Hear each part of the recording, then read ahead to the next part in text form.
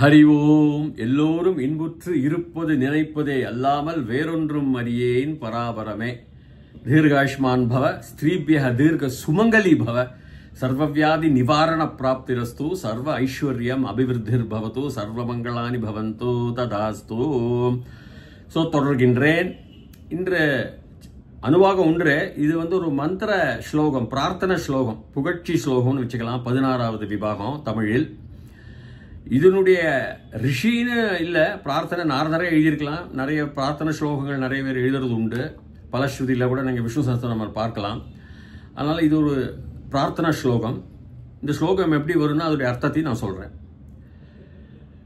ஓம் நமஸ்தே அஸ்து பகவன் விஸ்வேஸ்வராய மகாதேவாய த்ரியம்பகாய திரிபுராந்தகாய த்ரிகாலாக்னிகாலாய காலாக்னிருத்ராய நீல கண்டாய மிருத்யுஞ்சயாய சர்வேஸ்வராய சதாசிவாய ஸ்ரீமன் மகாதேவாய நமஹ.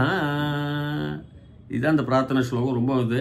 அதுக்கப்புறம் அனுவாகம் 2க்கு போகலாம் அடுத்த வகுப்புல. நமஸ்தே அஸ்து பகவன். நமஹ தே அஸ்து, ஹே பகவன். நமஹங்கிறது ந மம, மமகாரக அகங்காரக எல்லாம் வேண்டாம். எனக்கு கிடையாது, எல்லாம் நீதான், நான் இல்லை. எனக்கு அந்த மமகாரகெல்லாம் மமதையெல்லாம் இல்லை. ந மமகாரக, ந மம. நமஹ வரும். ந மம, நாங்களும் இல்லை. மஹங்கிறது இப்போ கச்சாமின்னு எடுத்துங்க. கச்சாமி அகம், ஆவாம் கச்சாவக, வயம் கச்சாமஹன்னு அப்படி வரும். நாங்கள்லாம் போயின்னு இருக்கோம்னு. இப்போ மகன்னு நாங்கள்லாம் இல்லை, எல்லாம் நீதான் அப்படின்னு அர்த்தம் எடுத்துக்கலாம். மமகாரத்துலேயும் எடுத்துக்கலாம், இதுவும் எடுத்துக்கலாம்.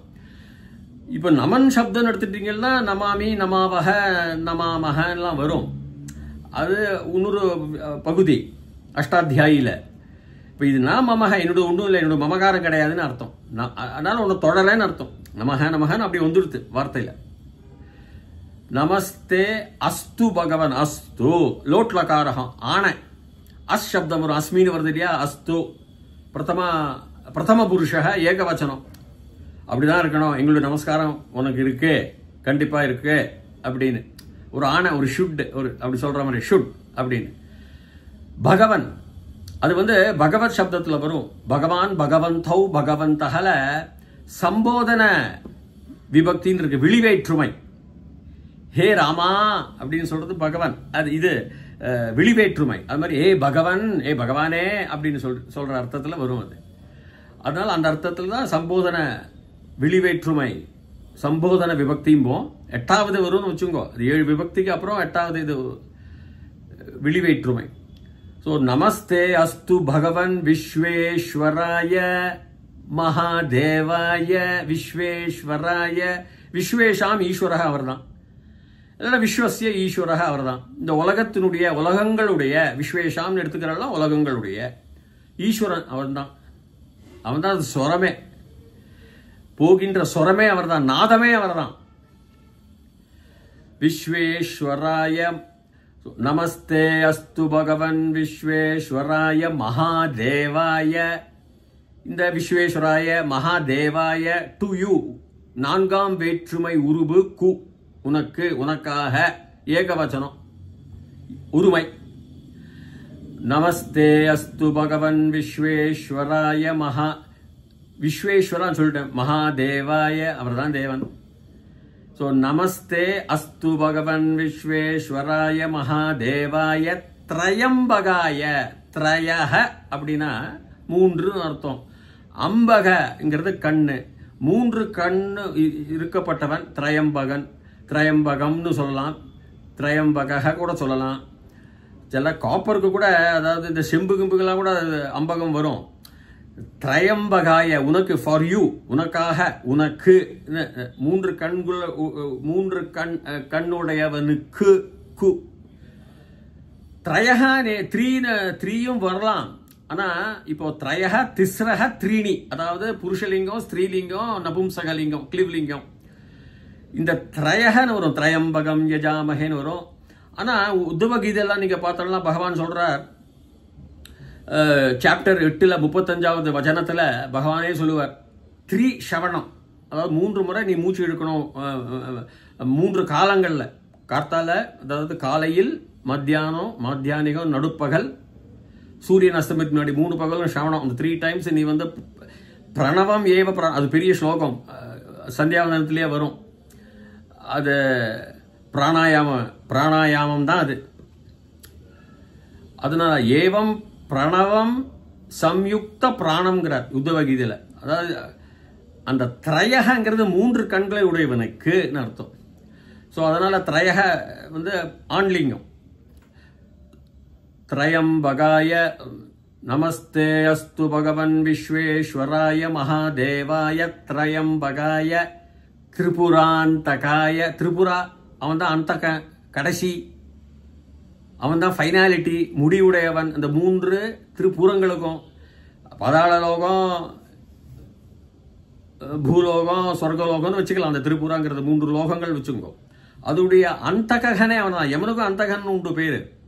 ஆனா சிவன் தான் அதனுடைய முடிவை நிர்ணயம் செய்யப்படுகின்றவன். அந்தகன் ஃபைனாலிட்டி, முடிவுடையவன் அர்த்தம், சுத்த சம்ஸ்கிருத அர்த்தம்.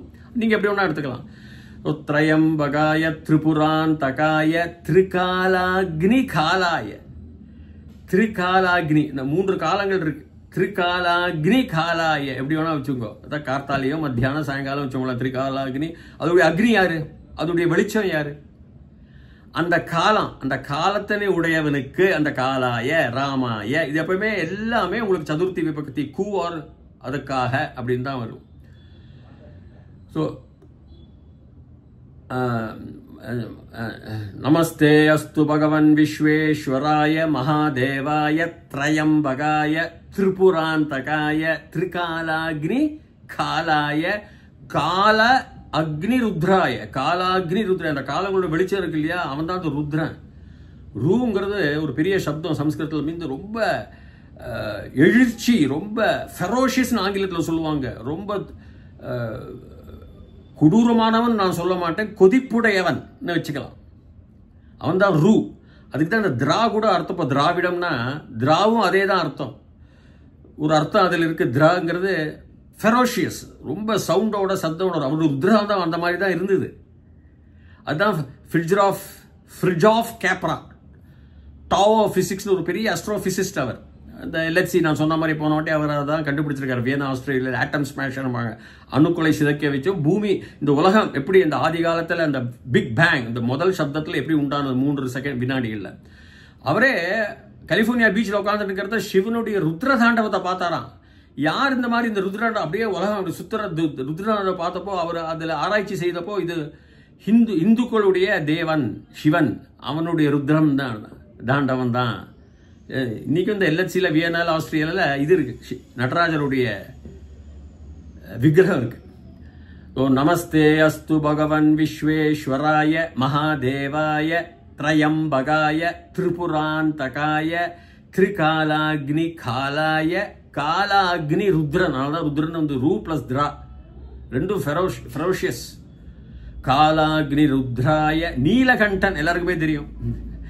விஷத்தை குடிக்க போனார் மகாசிவன் அந்த பார்க்கடல் அமிர்தம் கிடையிறப்போ, பார்வதி தடுத்து நிறுத்துறாங்க புராண ஐதீகங்கள். அதனால தான் அது அங்கே விஷங்கிறது நீலம் பறிக்கிறதுன்னு சொல்லுவா.